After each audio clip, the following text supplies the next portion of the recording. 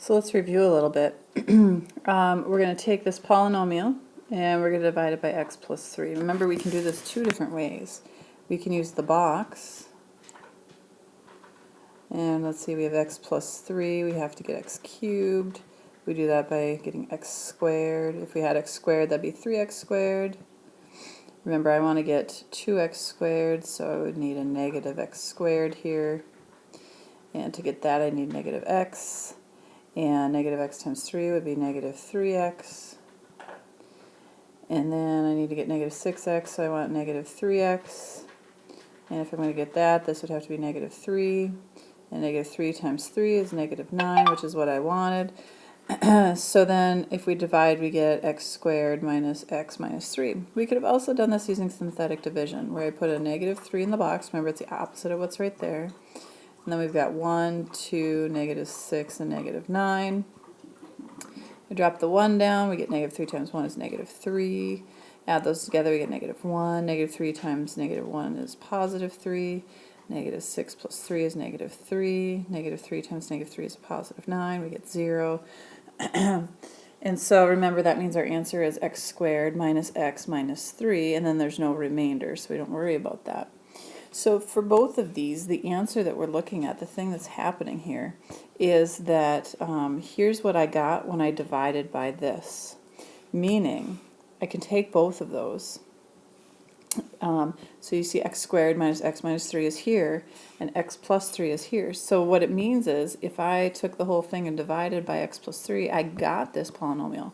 So if I were to multiply these together again, I would get back to the original polynomial. And that's really important for us. Also, I want to point out that when you did that, when we divided by the negative 3 here, or the x plus 3, the remainder was 0. But remember what we talked about on the last video, is that whatever your remainder is your answer. So if I took and I plugged in f of negative 3, I would have gotten 0 as an answer. If I go back here, go back up to this polynomial here, and if I plug in negative 3, negative 3, negative 3, if I did that math, I would actually get 0 as an answer. I can tell that because I got a remainder of 0 right here. So these are all tied together. X plus 3 divided it evenly because we got 0 as a remainder, it divided it evenly. But it also means that f of negative 3 is 0.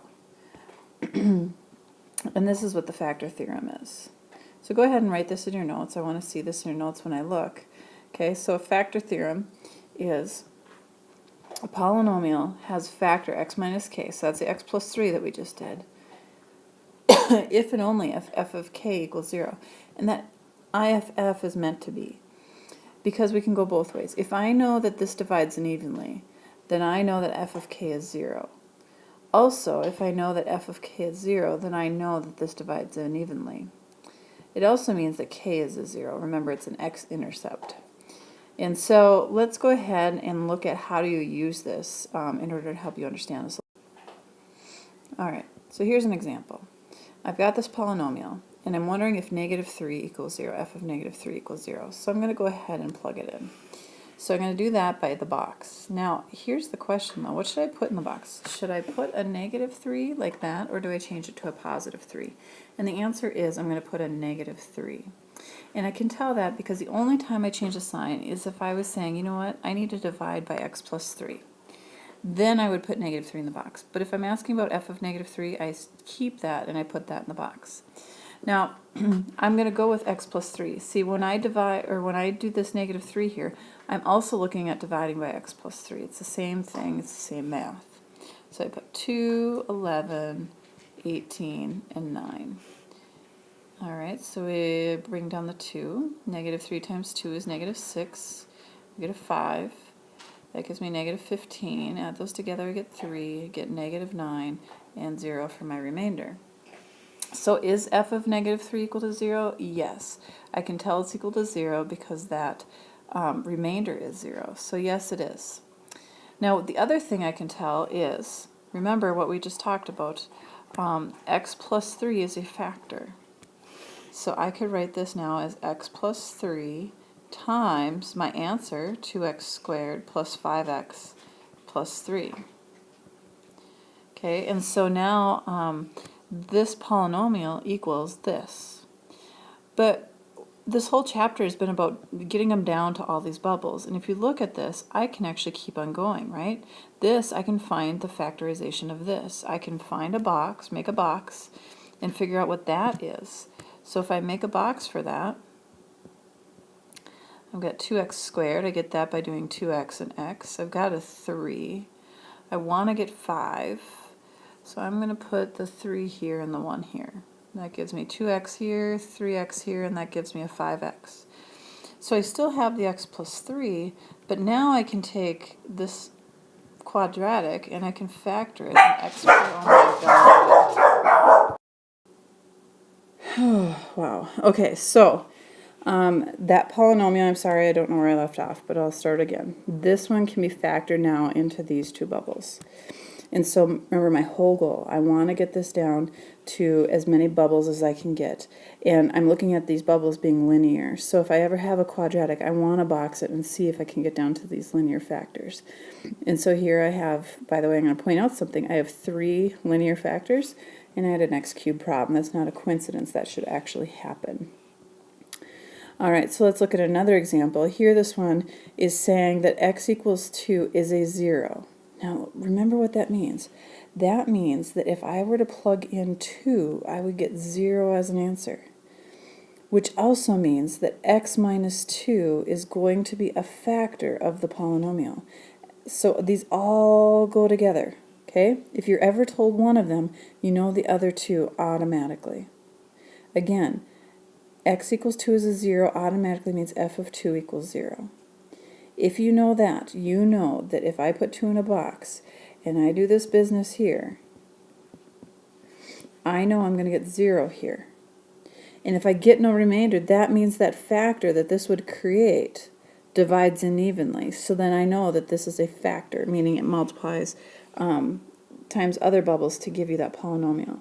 So now I just have to figure out what else is there. So I drop the 1, multiply by 2, I get 0, 2 times 0 is 0, get negative 9, 2 times negative 9 is negative 18, and there you go, I get my remainder of 0. So now I know that I have x minus 2 times x squared minus 9. Okay, remember I'm trying to get down to linear factors. I have 1, but this one's quadratic, so I'm going to double bubble that. This will be one of those special ones, x squared and negative 9, so we got x and x. 3 and 3, one of them's negative, so we got negative 3x and a positive 3x.